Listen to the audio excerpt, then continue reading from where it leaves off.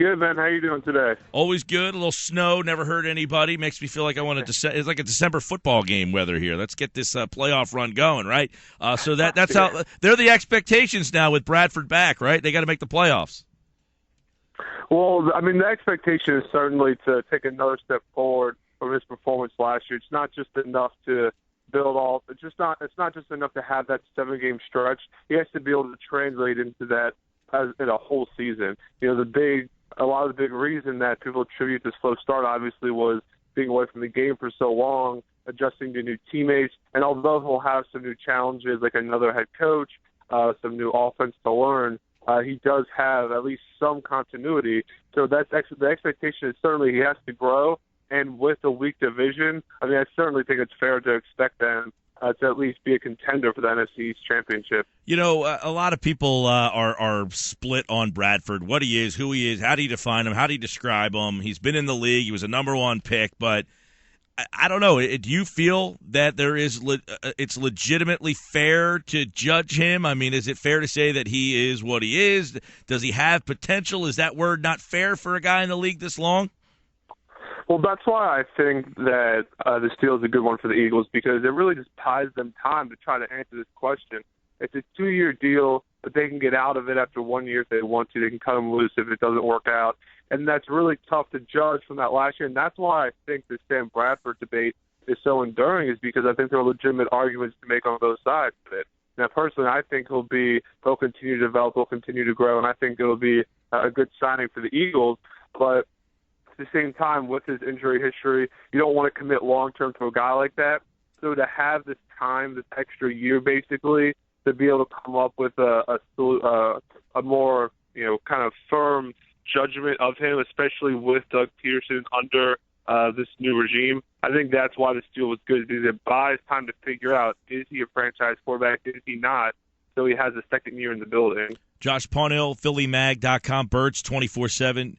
Josh, is this deal aided by two things? One, the Eagles not being comfortable with the draft class and the free agent class, and two, Doug Pederson and the Eagles, for the most part, not wanting Doug Pederson, to fail right off the bat, wanting to have a stable, veteran, yet young, potential-filled presence so that, people don't think, hey, you hired this guy and he was a disaster. Well, yeah, exactly. I think the draft and the free agency, I think, played a big role in this deal for two reasons. A, in free agency, there's no long-term solution at quarterback. There's no guy out there that's going to be available who you can say, all right, we'll sign him, we'll make a run at him, he could be our franchise quarterback. I mean, Chase Daniel or reacquire Nick Foles is not the answer. And then the draft class, the good thing about this deal is that you can still take a quarterback at number 13 overall if you want to. Now, I think it's more likely than not that they'll take a quarterback later in the draft, but if they have Paxton Lynch high enough on their board in that, in those top 13 slots, and he's available for them, they can still take him, even though they have Bradford, because, like I said, they can get out of this deal. And Paxton Lynch and these other quarterbacks in the draft, they're going to need time to develop. They won't be able to come in right away and play and start. So it's really a good thing for them, this deal, because they can have Bradford figure out if he's going to be the long-term guy, but also bring in a quarterback, develop him, get Doug Pederson at least somewhat of a choice as to who his quarterback can be going forward. Josh, I think the big thing here is the money. And you say, well, Sam Bradford's not worth $36 million. And I said the other day, I'm okay with the years. I think he won the money side of things. But that's the going rate. If I told you the Eagles could get – see, that's the problem. The free agent market, there's just not a guy that I think is comparable. If you gave me Kirk Cousins for $18 or $19 million, I don't feel any better, or Fitzpatrick or any of these guys. But if I said, hey, you got Robert Griffin III for $10 million a year, do you feel better?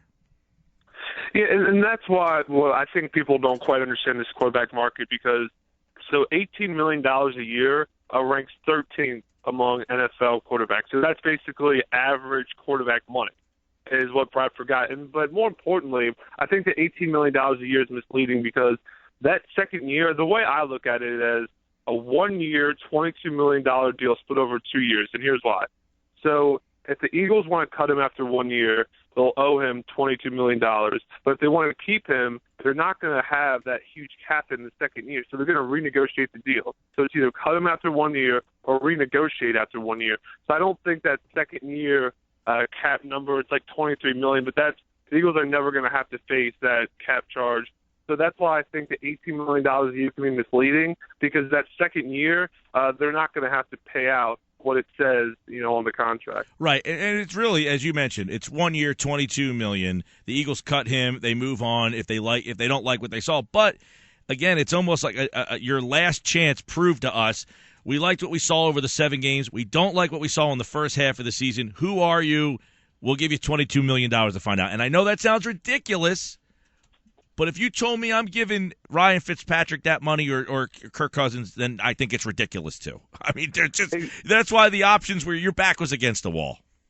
Yeah, and the reason that I also think the $22 million, the good thing about the way this deal was structured is that it's not the Eagles aren't going to have a cap hit of $22 million this year. So $22 million they would pay him if they cut him after 1 year, but the cap hit would be split over 2 years. And, after Howie Roseman got back in his role that he's in, I was, pretty vocal about my criticism. What has he done to deserve to be put back in this role? I do think a lot of that criticism is still valid. But if there's one reason to have Howie Roseman in this role, is because of his work with contracts, because of his ability with the salary cap and to maneuver things like this, where although the Eagles are giving Bradford on paper an average of $18.5 million per year, in 2016, Bradford's cap hit is only $12.5 million. But what that means, they still have plenty of room to sign Fletcher Cox, and they could go after a couple of mid-level free agents, right, help on the offensive line or elsewhere. Yeah, and that's why they didn't want to give him the franchise tag. They saved a little bit of money. Right, yeah, they saved a little money by not franchising him. And mostly, as you just explained, the cap change between what this deal was and franchising him was a big win for them. Exactly. I mean, it's a $7.5 million difference. If they would have franchised him, it would be $20 million, all guaranteed, cap hit this year, instead $12.5. And then next year, you're either going to have about a $9 million cap hit if they cut him, or whatever they would renegotiate the deal to if they wanted to keep him long term. So that's why I think the benefit of this deal was it's basically the 1 year deal, but the cap hit is split over multiple years. Are you surprised Bradford took this deal?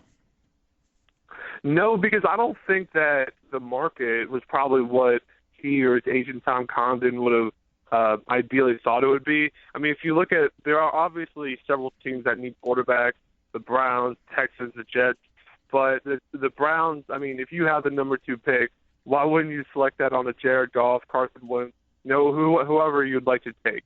And then the Texans, they're also a team that seems pretty interested in trying to take a quarterback at that spot where they are in the first round.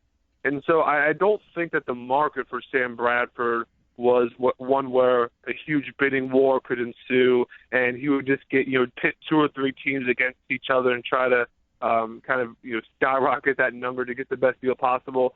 So I think this is kind of what Bradford had to settle for. He had to take a short-term deal because I don't think there was any team out there that wanted to give him any. Gives him a chance to get another contract if he plays well. Exactly, and that's the thing that Bradford is able to do.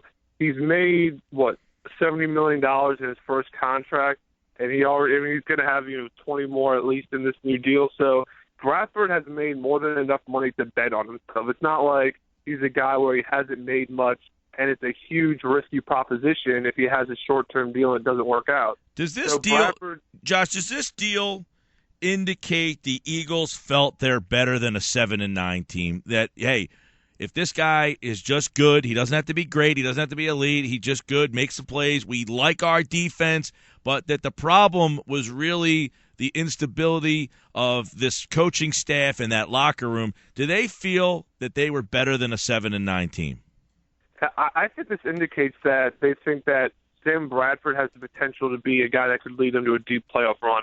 And I think that's part of the reason they did a short-term deal, is because they aren't really sure what they'll get out of him. So they want to give him another year to kind of show, are you the guy that can take us to a Super Bowl or are you not? But definitely, I mean, the way this defense, I think, will improve from under Billy Davis to under Jim Schwartz. I think that I'll definitely take a leap, particularly guys like Fletcher Cox and along the defensive line. I think that unit will really flourish even more so than the first half of last season. So I do think that they view this team as more than just a 7-9 team, partially because of this weak division they're in. As you know, there's not a lot of competition around the NFC East right now, but also because of the jump that they expect the defense to make in particular. Josh, I said this before. The league is a lot of parity. It's an 8-8 league, 9-7, and if you're kind of like in that mix, if you're 9-7 and make the playoffs, 9-7 teams think they can win the Super Bowl. I'm not saying the Eagles are a Super Bowl team, but is that kind of the idea? Is that, hey, even if we're not quite there, if we just kind of get in, we're relevant. And I think this organization needed to get some relevancy back. Do you feel that that's the way that Jeffrey Lurie and Howie Roseman are thinking? Let's just stay in the mix, and who knows what could happen? Absolutely. This isn't going to be a Sam Hinkie, let's blow it all up and tank. This isn't going to be that type of approach. This is going to be, we're going to be as good as possible each year. And the big thing with Jeffrey Lurie that he always preaches is trajectory. Are we trending upward? Are we going in the right direction? So I think that's what these moves are geared toward, not just to have guys like Zach Ertz and others, Vinny Curry here long-term and Lane Johnson to help a few years from now, but also guys that can help you win next year and improve next year. I think that's the key thing is Jeffrey Lurie wants to take a step forward every year, and that's the main goal. Good stuff. Josh Paunil has plenty more with the guys over at PhillyMag.com, Birds 24/7, where it's all Eagles all the time. It never stops. The Eagles always consume us. Josh, great job as always. Great job as always, pal. Thanks for having me.